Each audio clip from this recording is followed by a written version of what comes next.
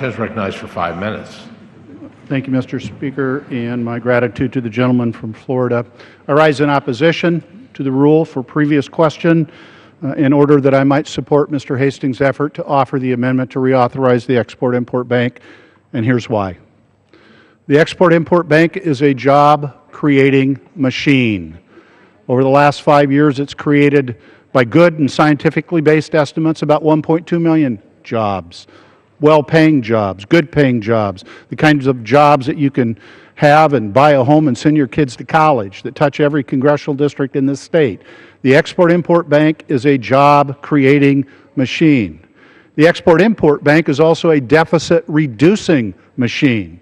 Not one red penny in the last generation has been used to subsidize it, and in fact, $7 billion has been transferred to the Treasury to reduce the deficit.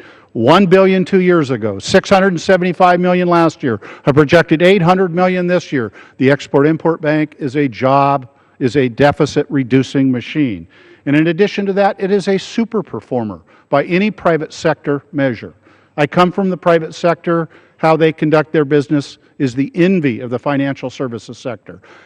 A default rate of less than, you're hearing this correctly, 0.175%. A collection rate over 50%.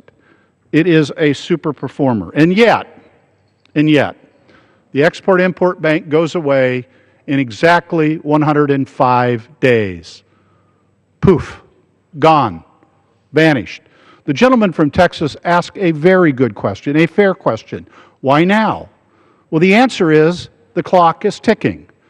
Tick-tock, tick-tock, 105 days to go. And yet, the Committee of Jurisdiction has not had a hearing, has not scheduled markup, has issued no notice for either. And in fact, when we had the committee oversight plan before us, what did the committee chair do? He opposed a neutrally worded amendment that said, let's take up the Export-Import Bank and subject it to regular order. That's all.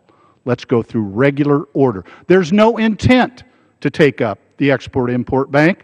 No hearing, no markup, a rejection of regular order. That's why now. It has been said, erroneously, that the Export-Import Bank primarily benefits big business, principally aerospace. That is so wrong on so many levels, I cannot exaggerate it. To begin with, 90% of the transactions of the Export-Import Bank go to small business. But it also fails to understand something. This argument coming from people who are supposed to understand the private sector.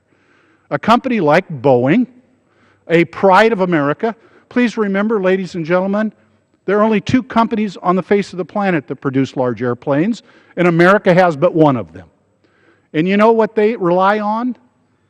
12,000 businesses in their supply chain, many of which are small. So here's the fact. Last week I was home and I was in a town called Puyallup, which most people can't even pronounce, and it's a beautiful community. 38,000 people. Not anywhere near Renton and Everett, where the airplanes are manufactured. And you know how many businesses there are, small businesses in the confines of the city limits of Puyallup that supply the aerospace industry and benefit from the Export-Import Bank? 17. Small businesses everywhere, but it's also standalone small businesses. Another in my district called Pexco. They produce traffic cones and the like that they sell internationally. The XM financed $2.3 million of their product last year. I had a couple in my office just a few weeks ago from Eastern Washington. I don't even represent them. Agricultural products, mint extract, mint oil. Before they began working with the Export-Import Bank, 1/3 of their gross revenues in exports. They began working with them. Their domestic side has grown. Now it's 2/3.